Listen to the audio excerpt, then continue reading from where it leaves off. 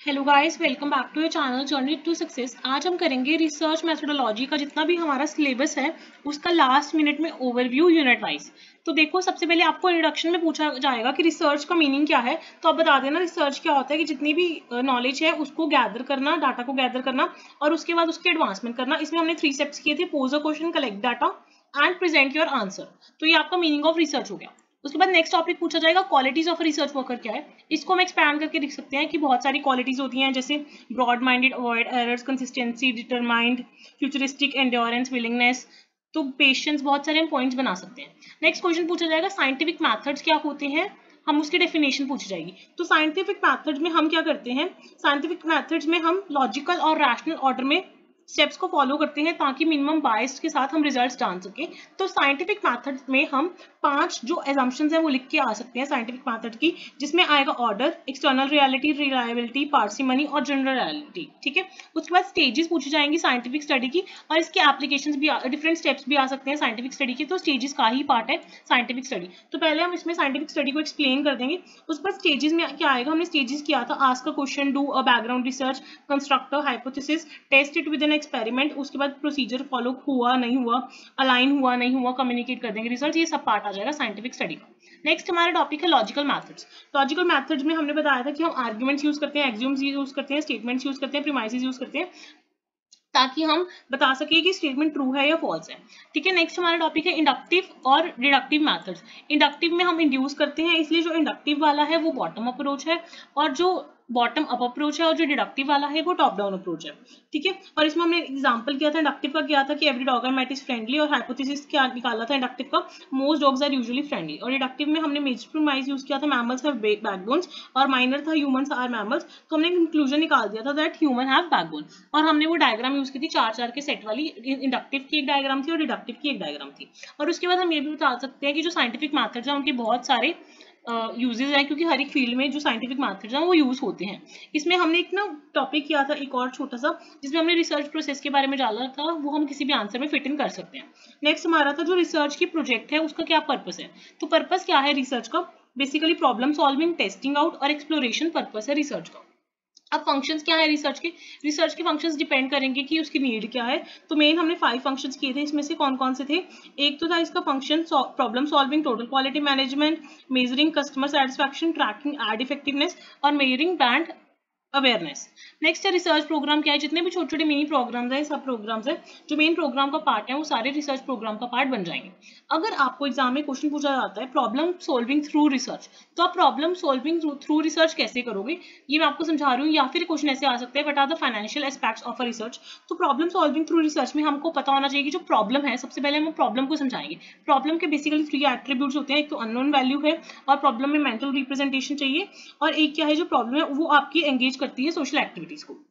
उसके बाद प्रॉब्लम बहुत सारी कंडीशन में वेरी हो सकती है, वो इल स्ट्रक्चर्ड भी हो सकती है, वेल स्ट्रक्चर्ड भी हो सकती है, और प्रॉब्लम कम्प्लेक्स भी हो सकती है, नॉन कम्प्लेक्स भी हो सकती है। उसके बाद हमने टॉपोलॉजी की थी, मतलब बहुत सारी काइंड्स ऑफ प्रॉब्लम्स की थी। हमने 11 काइंड्स ऑफ प्रॉब्लम की थी, जिसमें था word problem, story problem, dilemma, design problem, decision making problem, diagnosis, algorithm. ये सारे 11 के 11 टाइप्स हमें याद करके आना है, क्योंकि इनको ही हमें खोल के एक्सप्लेन करना है ताकि हम प्रॉब्लम सॉल्विंग समझा सकें।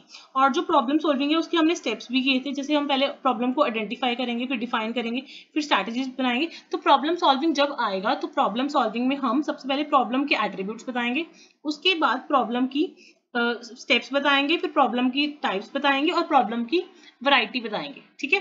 ये सब हम प्रॉब्लम में करेंगे। और फाइनेंशियल एस्पेक्ट्स में हम क्या क्या इंक्लूड करेंगे, तो फंडिंग बता देंगे कि गवर्नमेंट फंडिंग है या प्राइवेट फंडिंग है। उसके बाद हम बताएंगे कि प्रपोजल है वो किन फैक्टर्स पे डिपेंड करते हैं, और एंड में जो वो बजट वाला डब्बा था वो हम बना के आएंगे ताकि जो रिसर्च बजट है वो हमें पता लग सके। उसके बाद नेक्स्ट हमारा टॉपिक है रिसर्च डिजाइन। तो रिसर्च डिजाइन की हम डेफिनेशन लिख देंगे। उसके बाद रिसर्च डिजाइन की ना टाइप्स की मैं अब वो फोटो शेयर कर दूंगी, तो रिसर्च डिजाइन के आप टाइप्स कर लेना। उसके बाद रिसर्च डिजाइन में आप ये 3 टॉपिक समझाया ना, कौन कौन से। एक तो है सिलेक्टिव टॉपिक, एक है कवरेज और एक है हाइपोथेसिस। जो हाइपोथेसिस है वो बहुत ज्यादा डीप में करना है, क्योंकि हाइपोथेसिस में हमें इसकी डेफिनेशन करनी है, इंपॉर्टेंस करनी है और सोर्सेज करने हैं और टाइप्स करने हैं हाइपोथेसिस के। ठीक है। उसके बाद जो सोर्सेज ऑफ इन्फॉर्मेशन है, ये बेसिकली 3 सोर्सेज हमने किए थे, प्राइमरी, सेकेंडरी और टर्शरी। और जो नेचर ऑफ स्टडी है, नेचर ऑफ स्टडी में हमने यही एक्सप्लेन किया था। जो टर्म्स हैं वो काफ़ी सारी टर्म्स हो सकती हैं, टर्म्स का मीनिंग क्लियर होना चाहिए। जो टेक्निक्स ऑफ स्टडी है और कलेक्शन एंड एनालिसिस वाला टॉपिक है, ये थोड़ा क्रिटिकल है, इसमें हमने 10-15 पॉइंट्स किए थे, 10-15 टाइप्स की थी। और जो टेस्टिंग ऑफ हाइपोथेसिस है इसमें हम पहले टेस्टिंग समझाएंगे, फिर टेस्टिंग के स्टेप्स समझाएंगे, उसके बाद हम इसमें टेल 1 टेस्ट बताएंगे, 2 टेल टेस्ट बताएंगे, और इसमें इसी में हम एक्सप्लेन करेंगे parametric test, non parametric test, type 1 error, type 2 error, ये सारा टेस्टिंग ऑफ हाइपोथेसिस का ही पार्ट बनेगा। नेक्स्ट हमारे यूनिट 2 आ जाता है, जिसमें हम लाइब्रेरी के बारे में थोड़ा सा बता देंगे कि लाइब्रेरी क्या है, अगर कुछ क्वेश्चन बनता है। नेक्स्ट इसमें मेन जो क्वेश्चन बनता है वो बनता है रिसर्च मैथड्स पर। इसमें क्या है, एक एक मैथड हमें डीप में भी पूछा जा सकता है या फिर पूछ सकते हैं what are the research methods, तो उसमें ये जितने भी सारे मैथड्स हैं वो आप इजीली एक्सप्लेन कर सकते हो। ठीक है, अगर कोई भी मैथड पूछा जाए पहले वो मैथड के बारे में लिख दो, फिर उसके एडवांटेजेस लिख दो, डिसएडवांटेजेस लिख दो, फीचर्स लिख दो, डेफिनेशंस लिख दो, टाइप्स लिख दो, जैसे मर्जी हम एक्सपांड कर सकते हैं।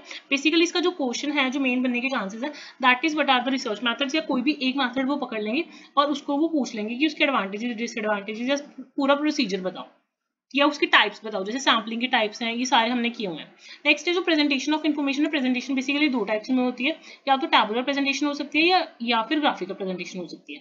ठीक है, तो एनालिसिस वाले टॉपिक का एक पीडीएफ पेंडिंग है, वो मैं फोटो सेंड कर दूंगी एनालिसिस ऑफ इन्फॉर्मेशन वाले का।